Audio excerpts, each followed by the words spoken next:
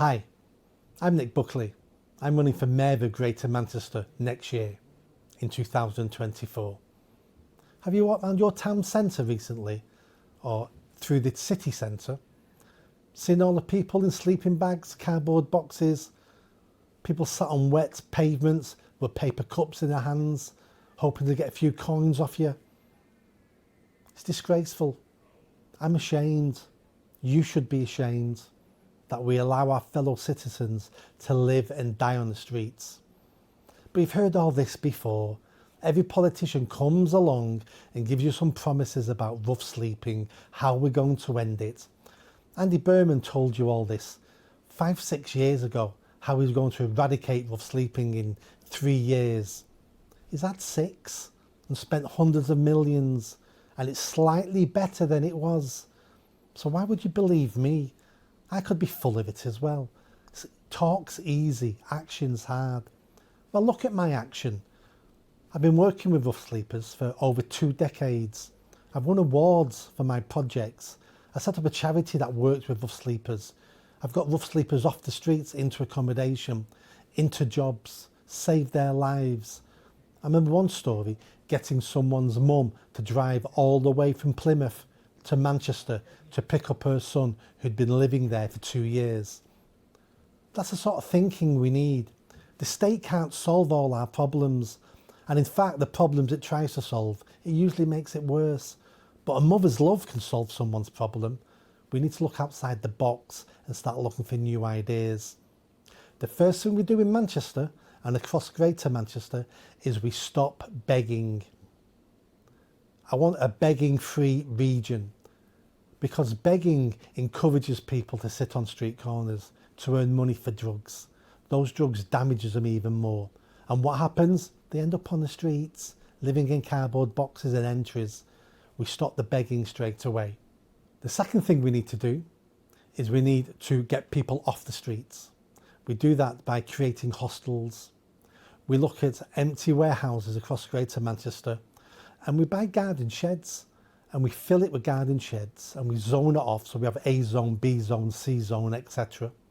And each garden shed is an independent living pod where someone has a bed, a TV and storage facilities. That gets them off the streets. Then we make sure all the services work from those hostels. No more making appointments. You need mental health support. Here's your card. Come back to us 2 weeks on Wednesday at 9 o'clock. They don't know what day it is today. Never mind 2 weeks from now. Take the services to where the people are. Then we can get other people to come and help. Facebook groups are going to the city centre, feeding people and handing out sleeping bags. These are nice people who want to help. Let's get them going to these hostels, doing arts and crafts, cooking, cleaning, CVs, helping people with job interviews. It's the way out for many of these people, is getting them a purpose in life. It might be employment, it might be volunteering, but dumping people into a 1-bedroom flat, leaving them on their own, isn't an answer. Because those people fail that accommodation, end up back on the streets, and then the circle starts all over again. And the only people who benefit from that are the people involved in the multi-billion-pound industry we call homelessness. Let's start solving some of these problems for good. I've got 20 years doing this. It can be done, it shall be done. All it takes is a backbone, because there will be complaints. There will be people calling me nasty. I'm picking on homeless, I'm picking on beggars. I'm not picking on anybody. I'm trying to save the lives of my fellow citizens, and I've been doing this for decades. Let's stop putting plasters on huge problems. Let's stop thinking a meal deal is going to solve someone's life living on the streets. Let's stop thinking selling the big issue is a way of life. It's not.